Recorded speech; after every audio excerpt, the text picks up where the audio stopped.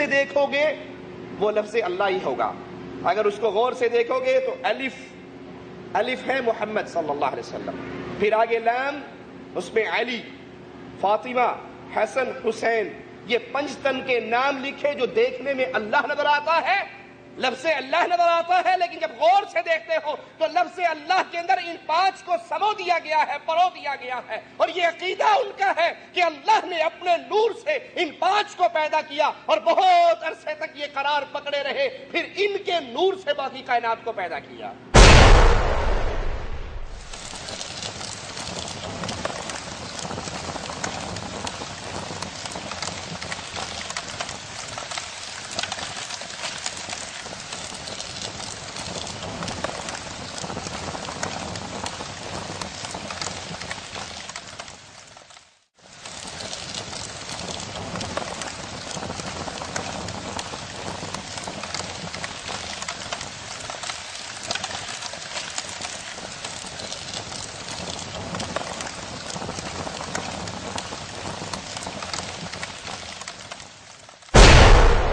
وہ اللہ کے علاوہ اپنے 5 بابوں کو پوچھتے تھے، اور آج اس قرآن کے پیغام سے بے خبر قوم اللہ کو ان 5 میں سمجھتی ہے، ان 5 کو اللہ میں سمجھتی ہے۔ کہتی ہے لی 5 اطفی بہا حر الوباء مصطفیٰ مرتضی وابنیہما والفاطمہ، تمہاری مشکلیں ٹالنے والا کوئی اور ہوگا لیکن ہماری ٹالنے والے محمد علیہ السلام، علی، حسن، حسین، فاطمہ، یہ 5 تن پاک ہماری ہر مصیبت کو ٹالتے ہیں۔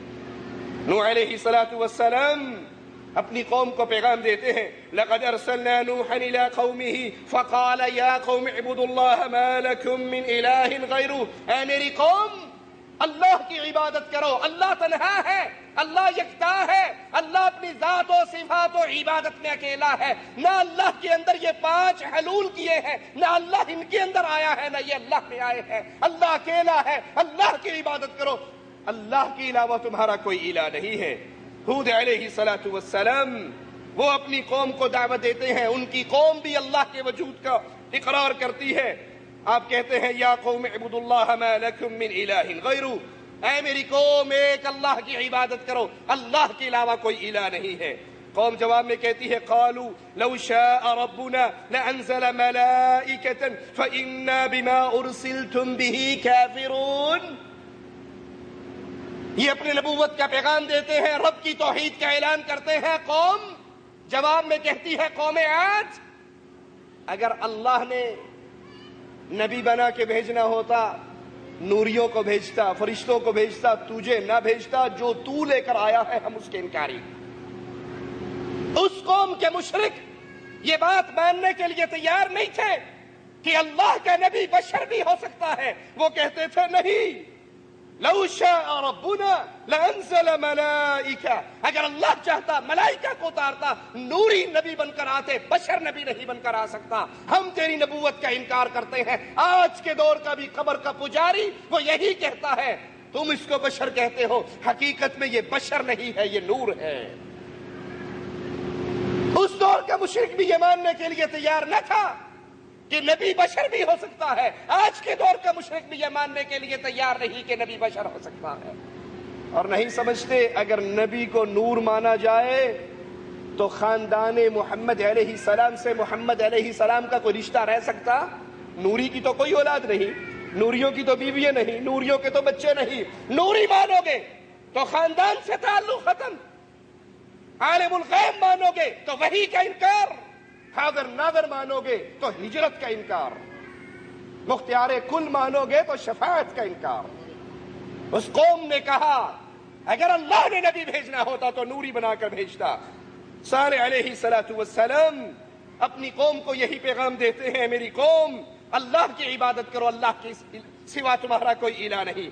قوم کہتی ہے جواب سنیے، وہ اہل شرک اس دور کے ہو یا اس دور کے، جواب سنیے، اتنہانا ان نعبد ما یعبد آباؤنا واننا لفی شک مما تدعونا الیہ مریب، ہمیں تم اس کام سے منع کرتے ہو جو ہمارے بڑے کرتے آئے، تو ہمیں منع کرتا ہے کہ ہم اس کو نہ پوچھیں، ان کی عبادت نہ کریں جن کی عبادت ہمارے بڑے کرتے آئے، ہمارے آباء و اجداد کرتے آئے۔ جو دعوت تو لے کر آیا ہے ہم اس پہ شک کرتے ہیں۔ اس دور کی امت یہی کہا کرتی تھی، ہم جو کر رہے ہیں اپنے بڑوں کے راستے پہ چل رہے ہیں۔ آج بھی اہل شرک کا یہی جواب ہوتا ہے۔ تمہیں اب سمجھ آئی ہے، ہمارے دادا ابو کو سمجھ نہیں تھی۔ 11ویں شریف تو ہمارے پردادے سے چلتی آ رہی ہے۔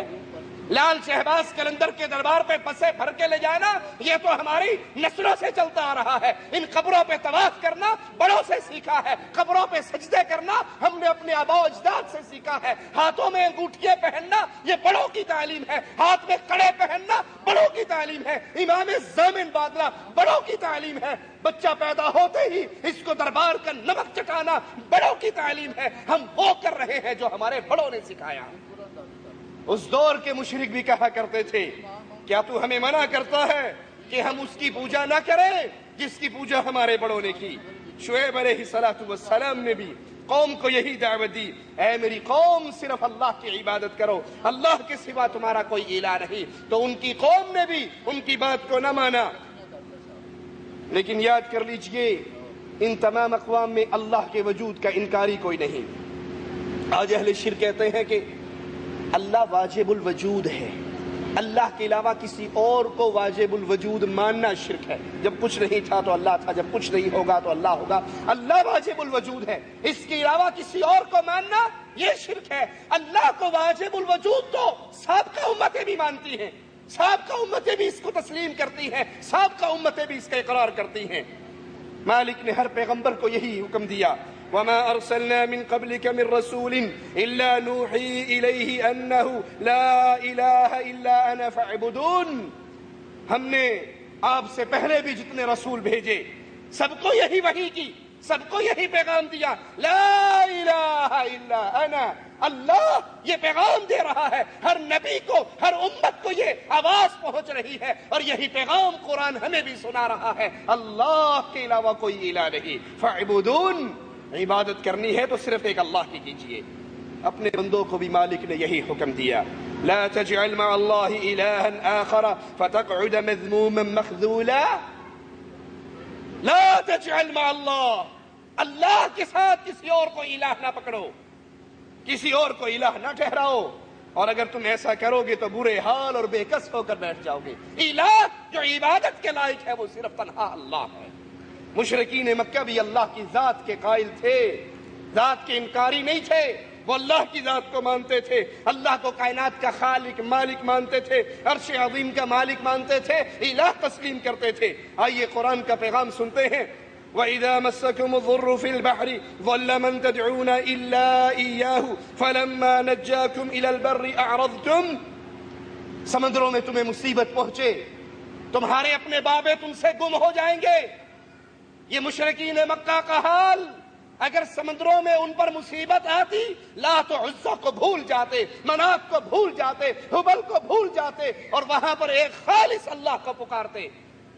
فَلَمَّا نَجَّاكُمْ إِلَى الْبَرِّ، اور جب اللہ انہیں خشکی پہ لے آتا، جب ان کو نجات ملتی، پھر وہ اللہ کے ساتھ شرک کرتے۔ قرآن یہ ہمیں پیغام دے رہا ہے کہ وہ مشرک ابو جہل کی جماعت، ان کے شرک کی یہ کیفیت تھی، جب وہ تنگی میں مصیبت میں پھنس جاتے تھے تو اللہ کو پکار لیتے تھے،